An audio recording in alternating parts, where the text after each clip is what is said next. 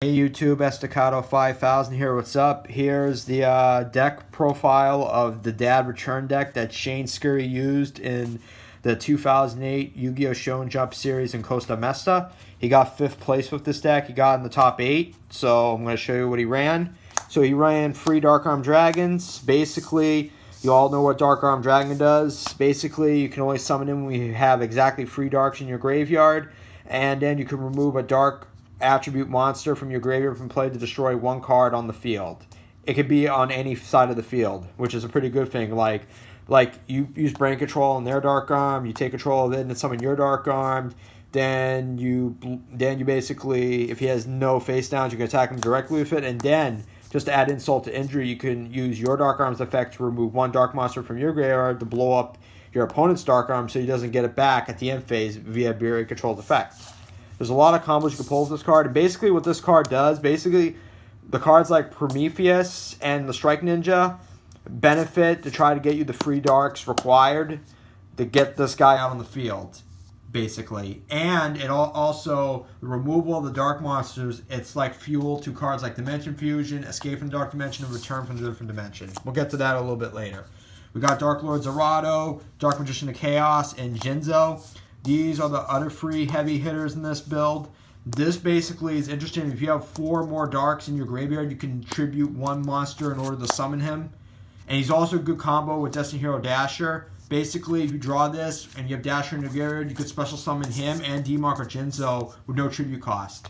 What this guy does, basically, is you can discard 1 dark monster from your hand and send it to the graveyard to destroy all monsters on your opponent's field.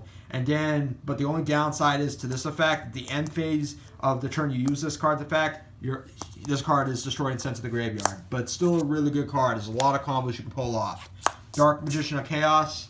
Basically, when this is summoned, normal summoned or special summoned, you can select 1 spell card from your graveyard and add it back to your hand. And any monster this monster attacks, it gets banished. But if this card leaves the field in any method, like if it's returned to your hand, or if it's destroyed, or like returned to the top of the deck, it gets banished. So it's really, but you can bring it back via Dimension Fusion, Return from the Different Dimension, and Escape from Dark Dimension. And also, this makes a good Allure target, as does Jinzo and Dark Lord Zerato. You play Allure, you can draw 2, banish this, and then if you draw an Escape, you can activate Escape from the Dark Dimension and bring D-Mock back. So it's pretty cool. It's a really good combo to pull off. Then we got Armageddon Stratos, which basically one of its other effects is, I'm going to get to the search part in a minute. The other effect is for each Elemental Hero or Destiny Hero monster you have on the field, you can destroy a spell and trap card on your opponent's field. Its main effect, you can search out for either one of these guys, Dasher, this Commander, the Fearmongers, and these guys. Dasher, this card right here, when this is on the field, you contribute 1 monster on your field to have this monster gain 1,000 attack until the end of the damage step, and then it goes into defense mode. And when this is in the graveyard, at any time, if you draw a monster, you can use, this is optional by the way, at any time. Like if you were to draw like Jinzo, Zerato, or Dark Magician of Chaos, and this is in the graveyard, you reveal it to your opponent and special summon it immediately. So it's really good to use. It's a really huge combo. You can also dump this with Armageddon Knight or Destiny Draw. There's a lot of options. Or Snipe Hunter's effect. This commander, you basically, when this is summoned from the graveyard, you draw 2 cards.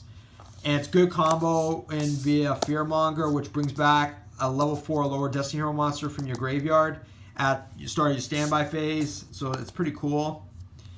This monster's effect only works when it's destroyed in battle, not by a card effect, unfortunately. So it's a really good card to use. You bring this back mainly, draw 2 cards just to increase your resources. It's a really good card to have. Then we got the 2 Armageddon Knights. This is basically your Foolish Burial in this deck. When it's summoned, normal to special, you can dump any dark monster you want. You can dump like this Commander, Dasher, or you dump like Jinzo, stuff like that.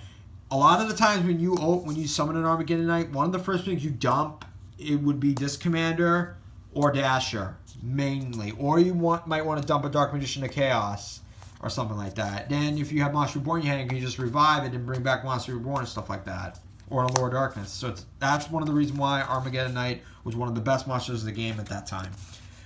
Then we got Strike Ninja, and we got 2 Prometheuses. I'm putting these together because basically These guys have similar effects. When this is on the field, during either player's turn, you can remove 2 darks from your graveyard to banish him into your next standby phase, and then he comes back.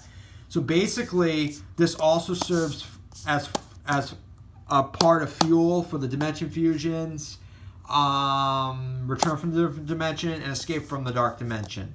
So basically, this is what they're mainly used for. This card right here, for each dark you can remove any number of darks from your graveyard when this is normal summoned, and they gain 200 for each one until your end phase of the turn you summoned him. So basically, you remove like 4 or 5 darks. This guy's attack points can go up to 2,200 in an instant. It's pretty crazy. And like I said, same thing with Strike Ninja, self-explanatory. This not only helps you use Dimension Fusion and return from the different dimension more effectively, you can also remove a large number of darks, so you can have 3 darks in the grave to summon a dark armed. So it's really a lot of ways you can use that card.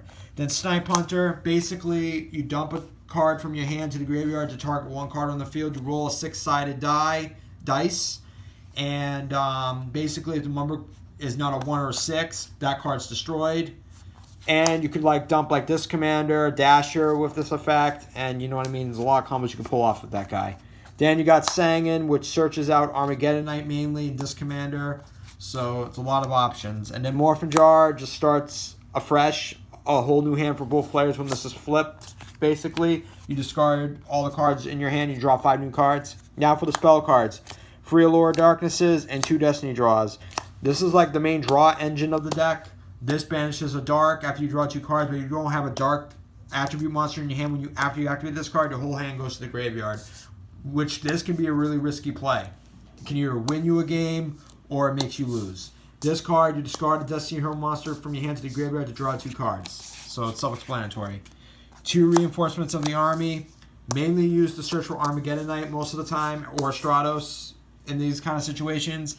This is one of the reasons why reinforcements in the army went down to 1.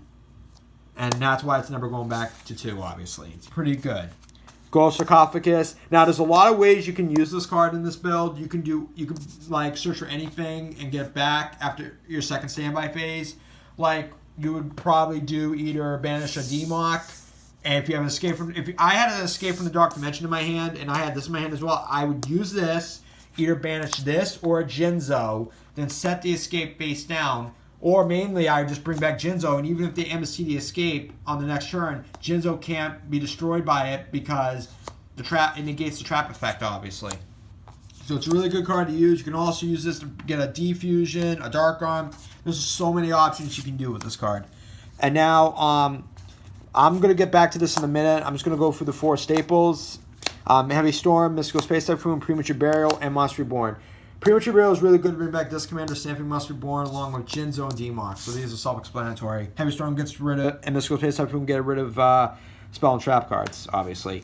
Now I'm going to explain these together. Dimension Fusion, to return from the different dimension, and to escape from the dark dimension. So basically, these guys do virtually the same thing, only that Dimension Fusion, it allows both players to special summon as many monsters that have been removed from the game, obviously.